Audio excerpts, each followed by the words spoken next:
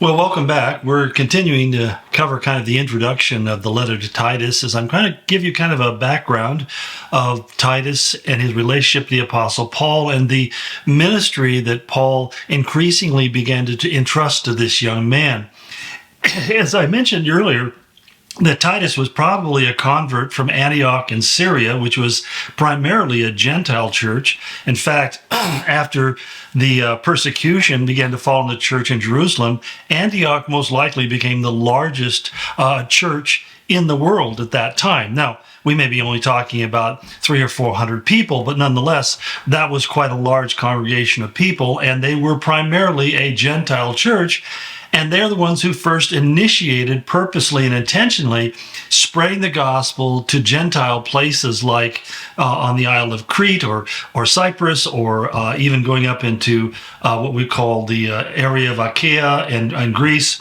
And so it was really an interesting Gentile church with a real strong sense of reaching Gentiles. Now, if you don't know how Paul would fit into that, Paul himself had been very carefully trained in Greek philosophy when he was still a Jew. He was a student of Gamaliel II, and who, by the time students reached Gamaliel, they were already probably so aware of what the scriptures taught, they would have to really be able to memorize the Old Testament from beginning to end. And so there wasn't a need to really teach them what the law taught or the scriptures taught, but what they need to understand is how to communicate that to the rest of the world. And at that time, unlike today, the Jews were very evangelistic. They were very busy about sending people to other cities to convert them into Judaism. So Paul would have been equipped. He was trained in all the philosophies, we're told, of the Greek people, what they believed. He'd read all the Greek philosophers, and that's why he could go to toe with the philosophers in Athens. Well, to say that, we find that probably Titus's first journey was to go to Jerusalem with Paul as an example of a Gentile who could be truly a devoted, committed follower of Christ without becoming a Jew. In fact, Paul says in Galatians chapter 2, first of all, he says 14 years later, in other words, 14 years after Paul had given his life to Christ, I went up again to Jerusalem, this time with Barnabas, and I took Titus along also.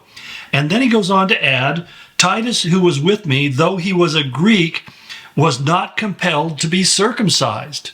And so here he was, Titus did not get circumcised because he did not want to send the message that you had to be circumcised in order to be saved. Now, later on, we find that Paul is in Corinth, and Titus goes to Corinth to serve the church as well, particularly the second letter of Corinthians. We believe that Titus was the carrier. He was the guy who actually took the letter that Paul had written to the Corinthians, 2 Corinthians, and carried it there. And he's quite a lengthy commentary he has in there about Titus. Let me read to you what it says. For example, in 2 Corinthians 2:13, he said, I still had no peace of mind because I did not find my brother Titus there, that is in Troas. And so I said goodbye to them and went on to Macedonia, which is to Philippi. And then further on in chapter 7, he says, but God who comforts the downcast comforted us by the coming of Titus. In addition to our encouragement, we were especially delighted to see how happy Titus was because his spirit has been refreshed by you all. I had boasted to him about you, and you have not embarrassed me. But just as everything was said to you was true, so our boasting about you to Titus has proved to be true as well. So we begin to develop a picture here. Paul writes the first letter of 1 Corinthians, really correcting them for a lot of errors. It's most likely Titus who was the carrier of that letter to the Corinthians and the one who explained to them and shared with them and tried to get them back on the right track. So Paul says when he's writing a second time in the second letter, he said he was so filled with joy because rather than Titus sailing from Corinth to Troas, which would have been a fairly short journey by boat in those days, he wasn't there. In fact, it wasn't until Paul sailed across the Aegean and came to Philippi that then Titus met him there. And he shared with him how positive the response was. The people had embraced the message, had really began to try to bring order and to discipline those who were in a state of disorder.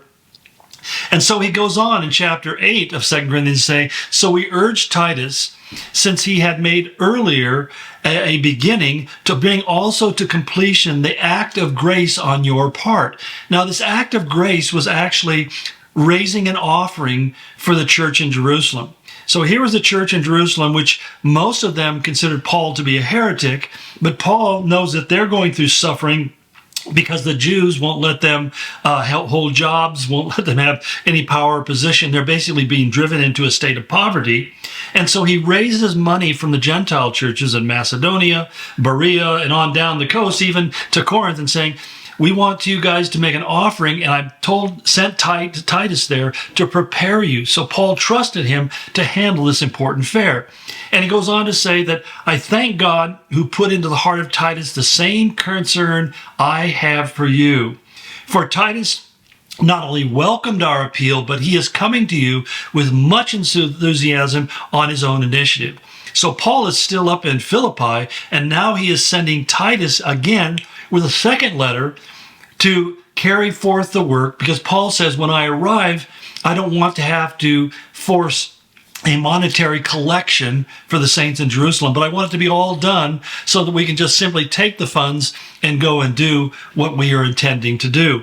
And that's why later on in chapter 12, he says, I urge Titus to go to you. I sent our brother with him, which may be referring to Timothy or somebody else that we don't know. Titus did not exploit you, did he? In other words, I sent him and asked him to take an offering, but did he take advantage of that? Did he kind of line his own pockets or try to enrich himself? He didn't do that. But rather, he said, did we not act in the same spirit and follow the same course? One of the great passages in 2 Corinthians 12 that I like, where Paul said, I am not seeking, chapter 8, he says, I am not seeking yours, but you. I'm not after your stuff. I'm after you. I don't want your money. I want your soul. And you see that was Paul's driving passion, because there were a lot of roving philosophers and teachers in that day who simply were trying to create followings so that they could be supported as rhetoricians or scholars or great speakers. There were all sorts of these individuals who were pushing all sorts of theologies, not unlike what we see going on today. Used to be just on PBS, but now we have it coming through all sorts of avenues on the internet. People who set themselves up as teachers who are primarily concerned with getting you to send them money. And I would just say that's usually a bad sign and should be a pretty quick turnoff. But anyway, we find that, Paul then sends Titus, interesting, to all places. He sends him to the Isle of Crete. And we're not sure about how Paul and Titus ended up in Crete, but they ended up on the Isle of Crete. They did a ministry, and yet Paul left Titus behind because he said to straighten out what was left unfinished and appoint elders in every town. So it suggests to us that Paul and Titus and the entourage that was with them had only been there a very short period of time. They had led many people to Christ and established a church, but Paul trusted Titus to stay there and begin to take this crowd and basically create a church. Not unlike the situation I found when I first came to Spokane. We had a crowd of people, but there wasn't a lot of cohesion. There wasn't a lot of structure. It was just a large group of people meeting often around rock concerts. So it was really interesting that Titus is giving this role, and that's really the text of the letter, is talking about what Titus had to do, what Paul's instructions were for him in order to bring everything under control. Well, the very last time we hear about Titus comes later on at the end of Paul's second letter to Timothy, which we studied, chapter 4, verse 10, where he says that Crescens had, that one of the men had deserted him, that Crescens had left, and he said, Titus has gone to Dalmatia. Now the question is, was he sent to Dalmatia, or did he run away out of fear? Well, it goes back and forth because Paul is not exactly clear.